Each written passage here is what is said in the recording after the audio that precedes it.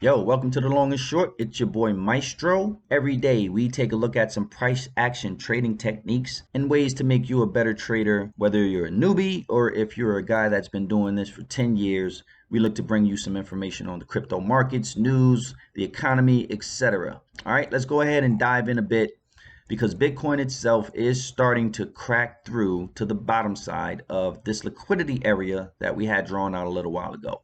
Now, it seems to be stalling a bit here, but the selling pressure is on. Okay, you have really big candles pushing down into this liquidity. Now, whenever I see something like this, price just sort of consolidated over the weekend. There wasn't very much activity, but they're really pushing down now. What are they trying to achieve as they push price down?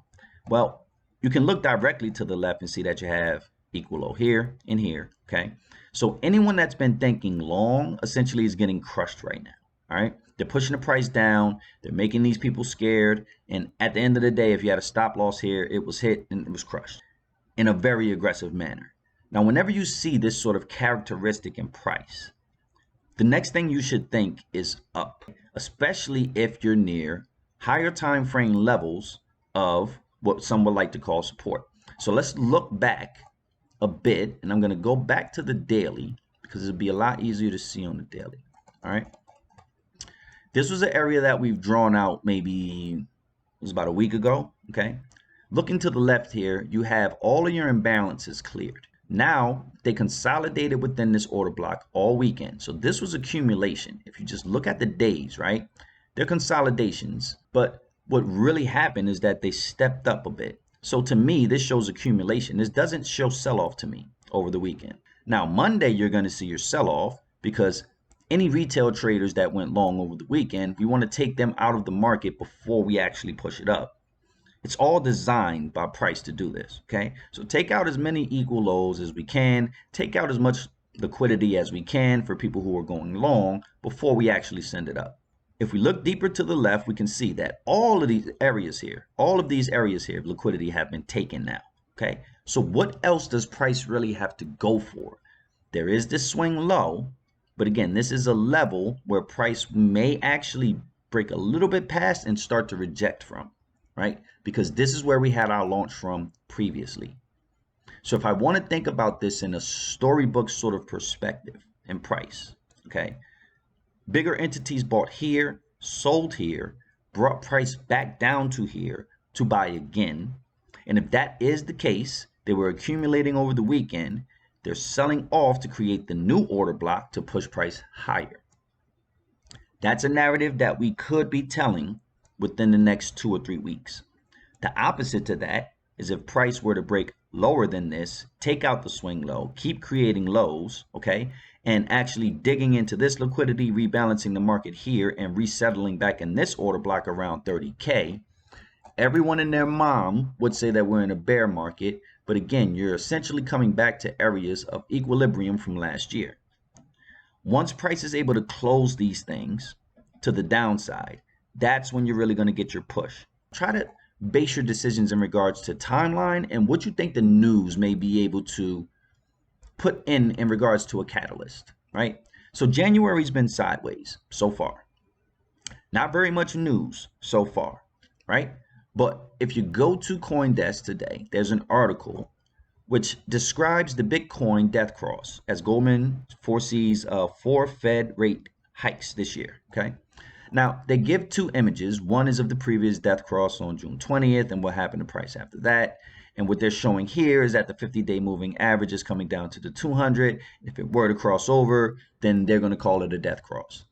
But look at what happened in this death cross, right? Price had already launched down before it actually happened. Same thing's happening here. So when we look at death crosses and all of these things, they give them such negative connotations. But this is actually the point when price may want to start to reverse.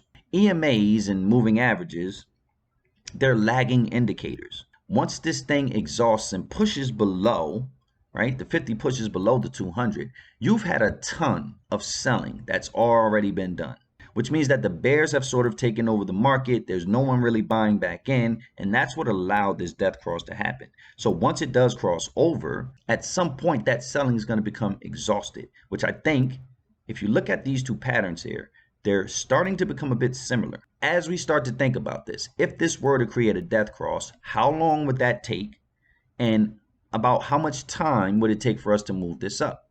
Now, this is from May to September. It's kind of hard to gauge the time that they have here. I'm thinking these are probably daily candles, okay, or weekly candles. It's kind of hard to tell which candle set they're using here. Maybe if I scroll up some. Yeah, they don't tell us. But either way, right, it's going to take some time. If you go back to our Bitcoin chart here, okay, and we were to sort of draw this out according to the death cross, that would bring you somewhere near this imbalance, okay? Consolidate up. So if Bitcoin were to reach around 35K, all right, I would not be surprised. I wouldn't be surprised, right? It'll be the rest of the retail traders losing hope down into this zone. And this will actually be the area where the market rebalances itself, takes out all of these areas of liquidity, even here. And once this rebalancing takes place, price will probably have a much better reason to push higher, especially, and this, I think this would probably be the catalyst. They're not going to raise the rates first part of the year. Boom. If they do raise the rates first part of the year, you can still get boom. Okay. So price is being set up for something to the downside. Where that bottom is could be here at the swing high, or I'm thinking a little bit deeper into this imbalance area, because once price rebalances the market, it has the right to go higher. It's taken all of the liquidity, it's rebalanced everything. Why not? At that point, why not? What else do you have to really go get at that point? Okay, so this may be a bit depressing for folks. I would say be patient, right? When you're in these crazy markets and everything seems bearish and down, be patient. All right, we're waiting to see if this gets broken and if these levels here get touched. Once that happens, we're looking for a push up, okay? Looking at futures, this kind of helps us build that case because, again, most of the retail traders are squeezing closer to the zero line, which means that they're pulling those long positions off. You do have larger speculators still thinking short, okay? And your commercials are easing back up to that zero line in order to sort of serve both sides of the equation here. All right, so not very much movement. Again, consolidated action. When price starts to move, this will sort of be your preamble to one of these lines pushing further out one way or the other, right? We're looking for either the large specs or the commercials to push one way or the other, to either push the market that way or essentially serve the market when people want to come in to buy or sell. So these two lines are what we're looking for. As long as they're close together, it's kind of hard to see price moving in any real significant way. Heat map looks very bloody today. I think Mondays are usually bloody, sort of as a psychological switch to cut on for the rest of the week. If you look at price on a Monday after a long weekend, you're going to say to yourself, oh man, it's going to be a bad week, which puts you in sort of a mental state to not necessarily be aggressive or jump into the market or do anything at this point, right? You're just kind of sitting there watching it. This is the lull you to sleep moment. Drops, consolidations, lull you to sleep before the launch, before the push, officially in one way or the other. The fear and greed index again is at 23. I'm assuming that this will probably dip a little bit lower, once people start to catch up to see what's happening with this price action. It's already down 4% for Bitcoin and tons more percent for other things. I mean, you have some 15, 10% drops going on right now. All right, so very bloody in the market, very bloody in the market. I'm assuming that this will continue to fall. Your top 10, you have Bitcoin, Ethereum, Tether, Binance, Solana, USD, Cardano, XRP, Terra Luna, and Polkadot rounding off the top 10. And we've already showed the news on the death cross. To be honest, folks, be patient. Be patient. I would not be taking any trades at this point, which is why you haven't seen me jump into anything at this point. I'm waiting to see for price to exhaust and market structure to get broken to the top side. In order for me to really turn bullish again, I need to see a lot of different things happen to the top side. Not just a quick push up, not just a break above this zone. I need to see market structure get broken at around 47.9. You could say 48. And I need to see market structure get broken at 51.8 or say 52. These are the two levels that we need to watch before we see price really take aggressive moves to the upside. If it were to push here and reject, I'm not surprised. If it were to push here and reject back down, I'm not surprised. That puts us right back within the range that we were essentially trading in when this whole thing started back in early December. We are downwards angling here. You could probably draw a nice little trend line or channel or whatever you want to here. But what I'm really looking for is this additional liquidity to get grabbed, which it looks like it's doing now. Okay, and then I want price to make a decision.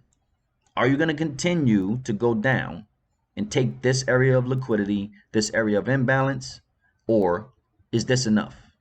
Price has to make a decision. Once price makes a decision, right, it should make it in a firm way, and then we'll understand what's happening with this market. I'm assuming this may happen within the next 2 or 3 days.